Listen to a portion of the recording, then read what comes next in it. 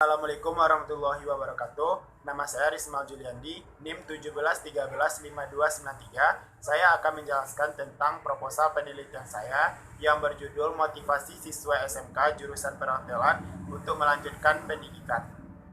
Motivasi siswa SMK 9 Padang, Jurusan Akomodasi Perhotelan untuk Melanjutkan Pendidikan. Bab 1.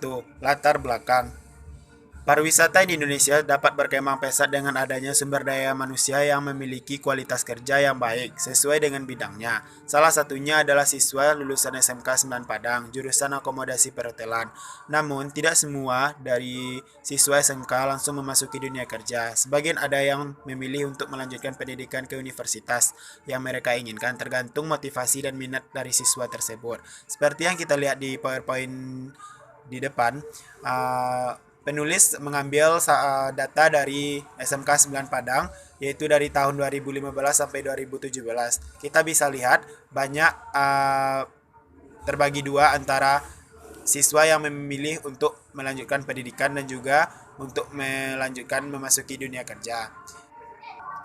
Dari latar belakang yang telah disampaikan di atas, maka penulis tertarik untuk melakukan penelitian yang berjudul Motivasi Siswa SMK 9 Padang jurusan akomodasi perhotelan untuk melanjutkan pendidikan. 2. Identifikasi masalah. Kurangnya minat siswa melanjutkan pendidikan, kurangnya skill atau kemampuan yang dimiliki siswa. 3. Batasan masalah, yaitu motivasi siswa SMK 9 Padang, kelas 12 pariwisata untuk melanjutkan pendidikan atau memasuki dunia kerja. 4. Rumusan masalah. Apa saja motivasi siswa SMK 9 Padang untuk melanjutkan pendidikan? Adakah faktor pendorong minat siswa SMK 9 Padang? 5. Tujuan penelitian, tujuan umum dan tujuan khusus. 6. Manfaat penelitian bagi SMK, bagi jurusan pariwisata Universitas Negeri Padang, bagi peneliti berikutnya, dan bagi penulis. Bab 2. 1. Aspek teoritis. Motivasi. Sudirman 2011 mengatakan motivasi diartikan sebagai daya upaya yang mendorong seseorang untuk melakukan sesuatu. Pendidikan. Pendidikan adalah usaha membina dan mengembangkan kepribadian manusia baik di bagian rohani atau bagian jasmani, seperti yang tertera di dalam Undang-Undang Nomor 20 Tahun 2003. Motivasi siswa melanjutkan pendidikan. Dalam memutuskan ingin melanjutkan pendidikan atau memasuki dunia kerja diawali dengan adanya minat dan rasa ketertarikan sehingga mendorong siswa tersebut untuk memutuskan memilih pendidikan.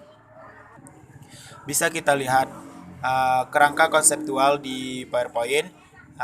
Motivasi siswa SMK merupakan variabel X dan variabel Y melanjutkan pendidikan.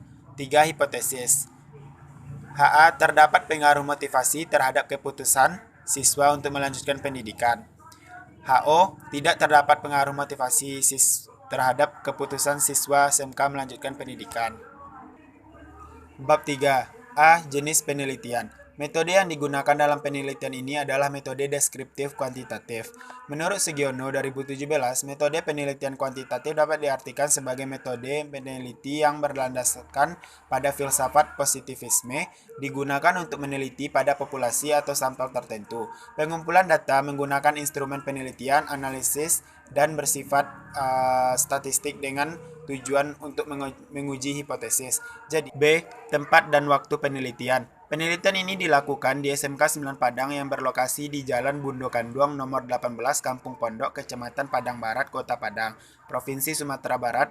Penelitian ini akan dilaksanakan pada bulan Februari sampai Mei 2020. C. Variabel penelitian. Menurut Sugiono 2012, variabel penelitian adalah suatu atribut sifat nilai dari orang, objek atau kegiatan yang mempunyai variasi tertentu yang ditetapkan oleh peneliti untuk dipelajari dan kemudian ditarik kesimpulannya. Variabel dalam penelitian ini adalah motivasi, yaitu variabel X, pendidikan, yaitu variabel Y. D. Definisi operasional. Dengan mengungkapkan motivasi siswa secara deskriptif, dapat diketahui dengan jelas keputusan siswa untuk melanjutkan pendidikan dinyatakan dengan skor yang diperoleh melalui angket. Populasi dan sampel. Populasi. Menurut Suharsimi 2010, populasi adalah objek penelitian. Pada penelitian ini, populasi adalah siswa SMK 9 Padang, kelas 12 jurusan akomodasi perhotelan tahun 2020 yang terdaftar berjumlah 155 orang. Sampel. Menurut Suharsimi 2010, sampel adalah sebagian wakil atau wakil populasi yang diteliti. Menurut Sugiono menyatakan bila populasi di bawah 100 orang maka dapat digunakan sampai 50% dan jika populasi di atas 100 orang maka dapat digunakan sampai 15%. Maka jumlah sampel yang diambil sebesar 15% dari jumlah populasi sebanyak 155 orang. Maka responden yang diambil berdasarkan perhitungan N1 merupakan sampel, N merupakan populasi. N1 sama dengan 15% dikali N sama dengan 15% dikali 155 sama dengan 23,25.